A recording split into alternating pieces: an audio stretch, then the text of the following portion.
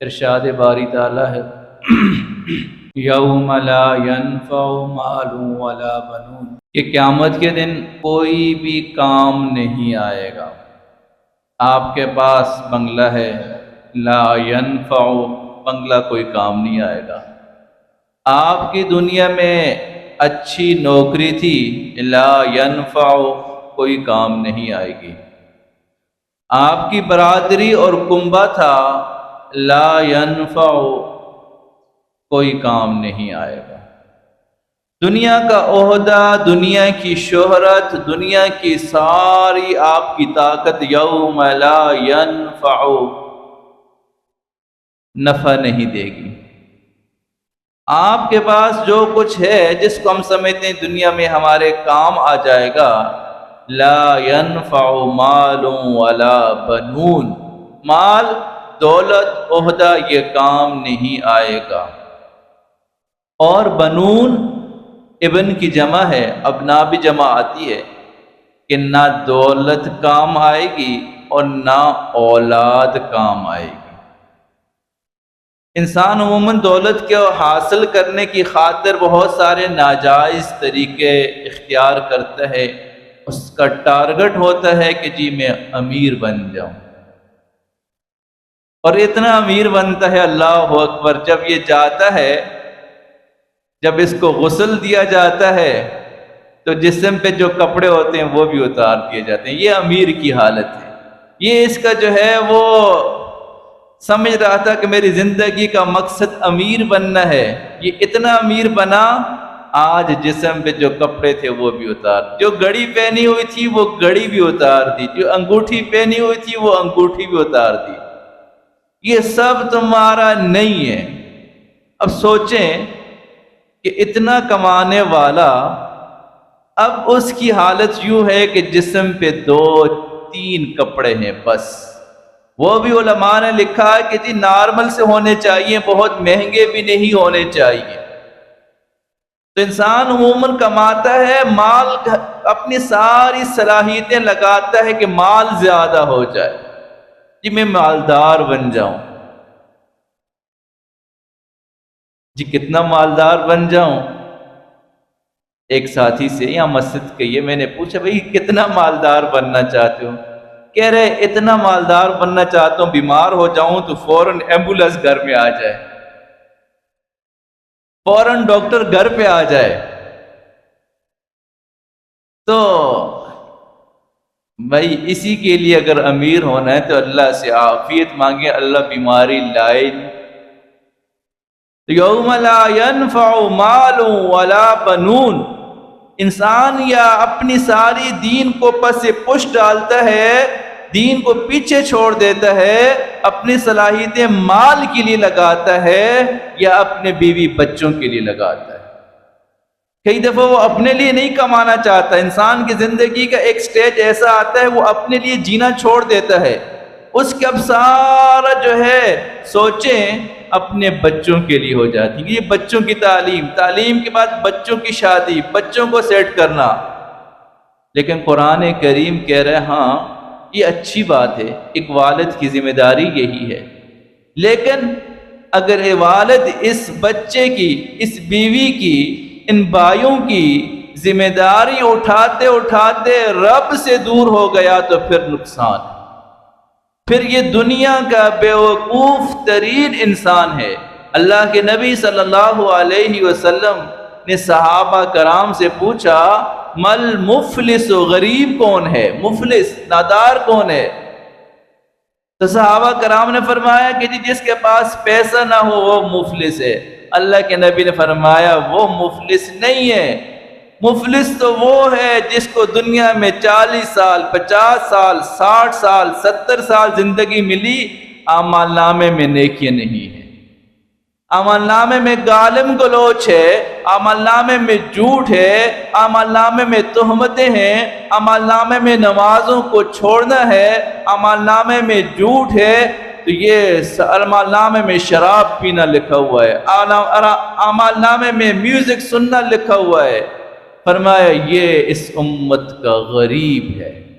یہ غریب ہے، اور یہ ایسا غریب ہے کہ اس کے بعد اس کی امیری کے چانس ہی نہیں ہے۔ دنیا میں جو غریب ہوتا ہے کئی دفعہ اس کی جو لاٹری نکل آتی ہے، راتوں رات امیر ہو جاتا ہے، لیکن جو آخرت میں غریب بن گیا وہ امیر نہیں بنے گا۔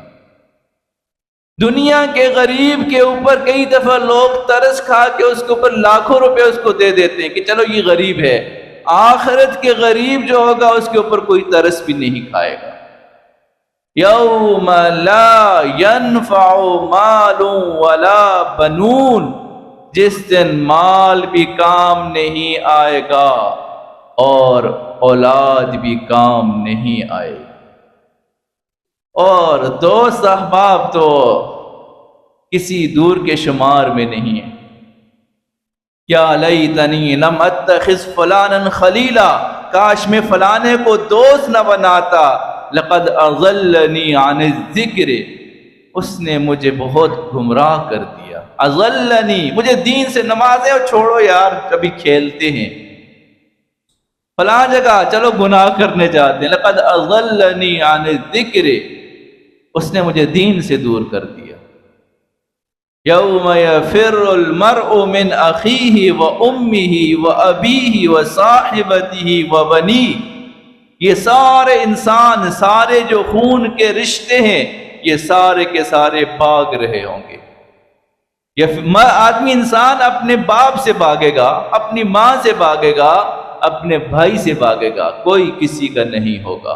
لِكُلِّ امْرِئٍ مِّنْهُمْ يَوْمَئِذٍ شَأْنٌ يُغْنِيهِ، ہر ایک کے ایک فکر ہوگی، ایک غم ہوگا، ایک جو ہے پریشانی ہوگی، اس پریشانی میں دوسرے کا خیال بھی نہیں آئے گا۔ یوم لا ينفع مال ولا بنون، جس دن مال کام نہیں آئے گا، جس دن اولاد کام نہیں آئے گی، الا من اتى اللہ بقلب سلیم، قلب، بس اتنا لفظ سن لیں، عربی میں ایک قلب ہوتا ہے، ایک قلب ہوتا ہے۔ قلب کاف کے ساتھ جو ہے، کراچی والے کاف کے ساتھ قلب عربی میں کتے کو کہا جاتا ہے، اور قلب جو ہے وہ عربی میں دل کو کہا جاتا ہے۔ اور یہ بالکل قریب الالفاظ، مخارج الفاظ ہیں، معنی بڑا اچھا بنتا ہے۔ یا تو یہ قلب ہوتا ہے، جس دل میں اللہ کا خوف ہے تو یہ قلب ہے، اور یہاں اللہ کا خوف نہیں تو یہ قلب ہے۔ الا من اتى اللہ بقلب سلیم، تھوڑا سا ساتھی جڑ کے بیٹھ جائے نا، تاکہ جو اور ساتھی ہیں ان کو بھی جگہ مل جائے۔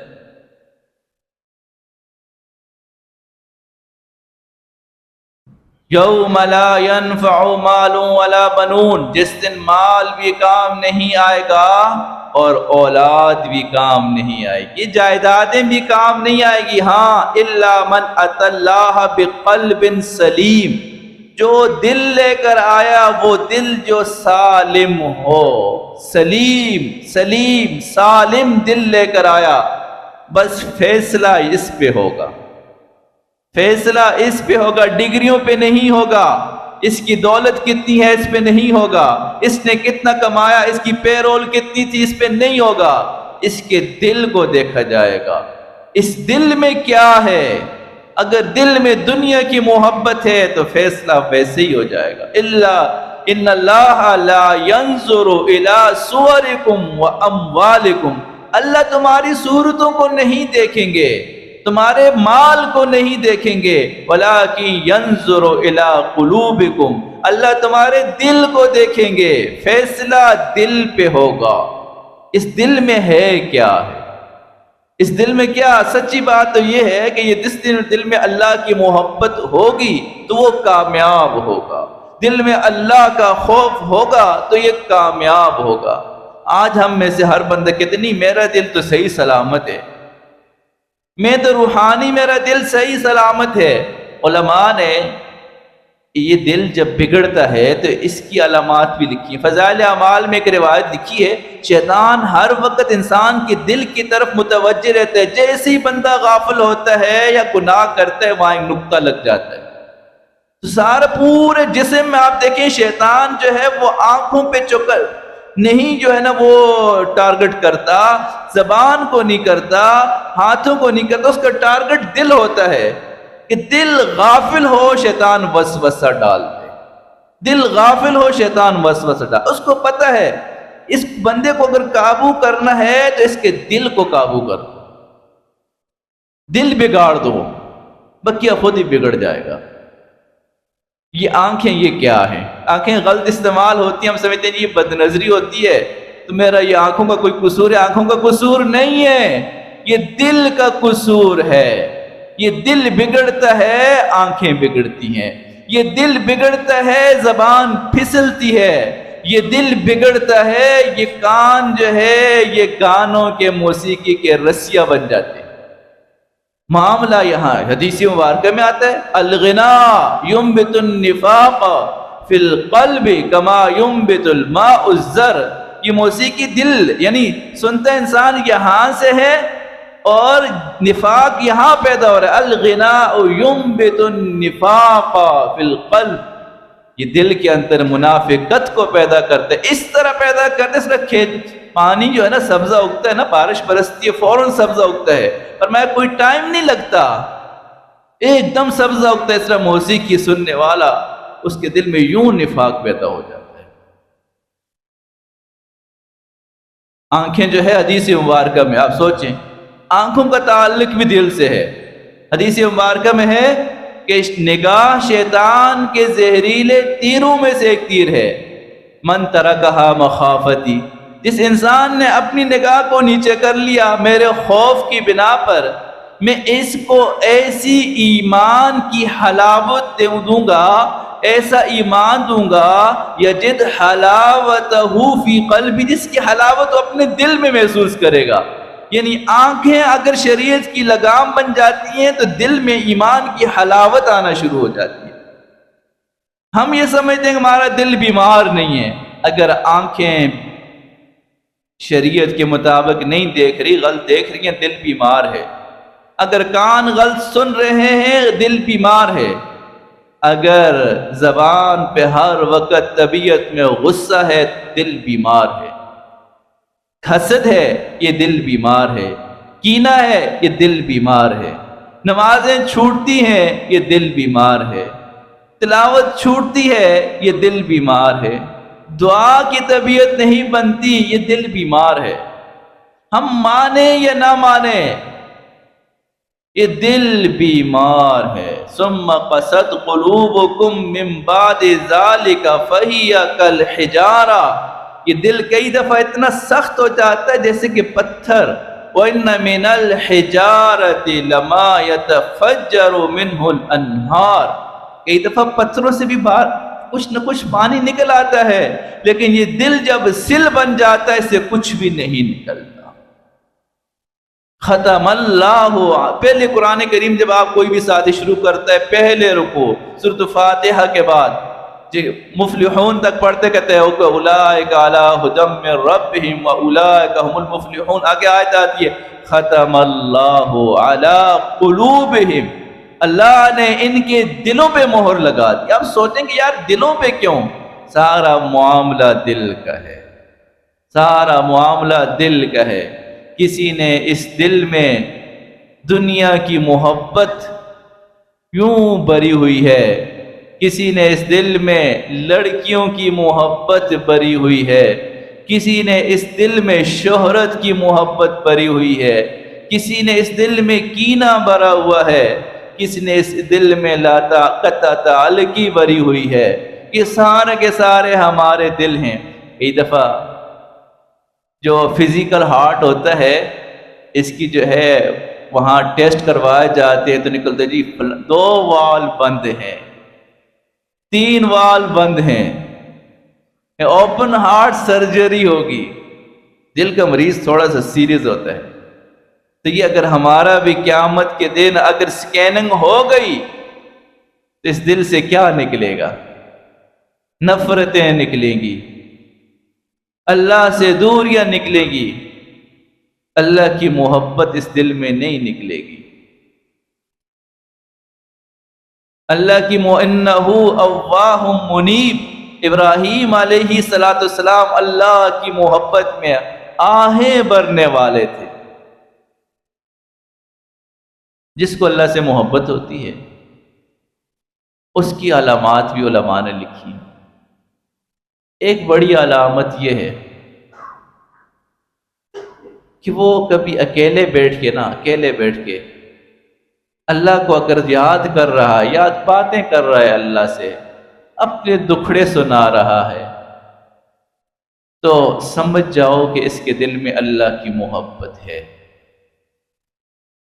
دکھ آتا ہے، پریشانی آتی، یہ رب کے سامنے کھڑا ہو جاتا ہے، سمجھ جاؤ کہ دل میں اللہ کی محبت ہے۔ کوئی نقصان ہو جاتا ہے، یہ کہتا چلو یوں ہی مقدر میں تھا، سمجھ جاؤ دل میں اللہ کی محبت ہے۔ کوئی غصہ دلاتا ہے، یہ غصے کو پی جاتا ہے، سمجھ جاؤ دل میں اللہ کی محبت ہے۔ حرام جو ہے بڑی زبردست اپرچونٹی ملتی ہے کہ جی یہ نوکری کرو گے بڑی زبردست ہے، لیکن اس میں فلاں کام ناجائز کرنا پڑے گا، یہ لات مار دیتا ہے اس رب کی خاطر، سمجھ جاؤ دل میں اللہ کی محبت موجود ہے۔ وَأَمَّا مَنْ خَافَ مَقَامَ رَبِّهِ وَنَهَى النَّفْسَ عَنِ الْهَوَىٰ فَإِنَّ الْجَنَّةَ هِيَ الْمَأْوَىٰ۔ ایک دفعہ بھی بندہ ڈر گیا نا، اس کی مغفرت کے لیے کافی ہے۔ ایک دفعہ بنی اسرائیل کے اندر ایک بندہ تھا، سنن ترمذی کی روایت ہے، اس کا نام تھا کفل، اور کفل کی عادت یہ تھی کہ بڑا گناہ گار تھا، بہت گناہ کرتا تھا، گناہ کیا زنا کا عادی تھا۔ ایک دفعہ ایک عورت آئی اور اس سے کچھ پیسے مانگے، اس نے کہا جی پیسے تو دوں گا لیکن میرا یہ مطالبہ بھی پورا کرو گے۔ اس نے کہا جی میں مجبور ہوں، ٹھیک ہے۔ جب یہ دونوں خلوت میں چلے گئے تو وہ عورت کانپ رہی تھی۔ اس نے فرمایا کیوں کانپ رہی ہو؟ تو کہا کہ جی میں نے یہ عمل کبھی زندگی میں کیا نہیں، مجھے اللہ سے ڈر آ رہا ہے، ڈر لگتا ہے۔ اچھا تو نے کبھی زندگی بھر گناہ نہیں کیا، تجھے اللہ کا سے ڈر لگتا ہے؟ میں تو ہر دن گناہ کرتا ہوں، آئندہ میں بھی گناہ نہیں کروں گا۔ اب معاشرے کا بدنام ترین انسان نے کہا کہ ہمت کر لی آئندہ نہیں کروں گا، اسی رات فوت ہو گیا۔ اب آپ آج کا معاشرہ ہوتا تو اس کے بارے میں ہمارے کیا کومنٹس ہوتے آپ سب کو پتہ ہے۔ اللہ کو بھی پتہ تھا کہ جی اس کے بارے میں چونکہ مشہور ہے کہ یہ جو ہے نا یہ زانی ہے، لیکن اس نے مجھ سے آج ڈرا ہے۔ اس کے دروازے پہ لکھا ہوا تھا قد غفر اللہ للکفل، اللہ نے کفل کو معاف فرما دیا۔ سنن ترمذی کی روایت ہے، ابن عمر رضی اللہ فرماتے ہیں میں نے اللہ کے نبی سے ایک نہیں کئی دفعہ یہ روایت سنی، ایک دفعہ کا خوف۔ بخاری شریف کی روایت ہے، ایک بندہ باپ تھا، آخری وقت آ گیا، اپنے بیٹوں سے کہا کہ میں تمہارا کیسا والد رہا؟ انہوں نے کہا آپ بہترین والد رہے۔ فرمایا کہ مسئلہ یہ ہے کہ میں نے اللہ کے لیے کوئی نیکی نہیں کر سکا، بس تم سے میں ایک پکا عہد لیتا ہوں، جب میں مر جاؤں تو مجھے جلا دینا۔ جلانے کے بعد بعض روایتوں میں بخاری شریف کی الفاظ آتے کہ کسی آندھی والے دن جو ہے میری کچھ رات کو خشکی میں بہا دینا، کچھ سمندر میں بہا دینا، کہ رب نے اگر مجھے زندہ کر دیا تو میں کیا جواب دوں گا؟ اللہ کو تو قدرت ہے۔ اس کو جمع کیا، فرمایا تو نے یہ کام سارا کیوں کروایا؟ فرمایا اللہ آپ کا خوف تھا، جاؤ معاف کر دیا۔ ایک دفعہ کا خوف، ایک دفعہ کا خوف وہ رب کی رحمت کو متوجہ کرنے کے لیے کافی ہے۔ تو اس دل میں اللہ کا خوف آ جائے گا، انسان کی قیمت، یہ دل قیمتی ہو جائے گا، ورنہ یہ دل نہیں، در حقیقت سل ہے، یہ پتھر ہے، یہ حیوانیت والا دل ہوگا۔ اللہ رب العزت ہمیں اس دل پہ محنت کرنے والا بنائے، ہمیں ایسا بنائے کہ ہم اپنے اعمال کی فکر کریں۔ بس جس کو جو ہے نا اپنے اعمال کی فکر ہوتی ہے، یا اس کو جو ہے نا پتہ ہوتا ہے کہ میں نے دل کو صحیح کرنا ہے، وہ کسی نہ کسی کے پاس، جس طرح ہارٹ پیشنٹ دنیا میں فزیکل ہارٹ پیشنٹ ہوتا ہے، وہ ڈاکٹر کے پاس ضرور جاتا ہے کہ جی مجھے یہ مسئلہ ہے، وہ علاج بتاتے ہیں۔ اسی طرح اگر جس کا دل بیمار ہو وہ اللہ والوں کے پاس، علماء کے پاس، صلحاء کے پاس جاتا رہے گا تو ایک وقت ایسا آئے گا یہ دل دوبارہ شیشے کی طرح چمکتا ہوا اللہ کی محبت میں معزن ہو جائے گا۔ اللہ رب العزت عمل کرنے کی توفیق۔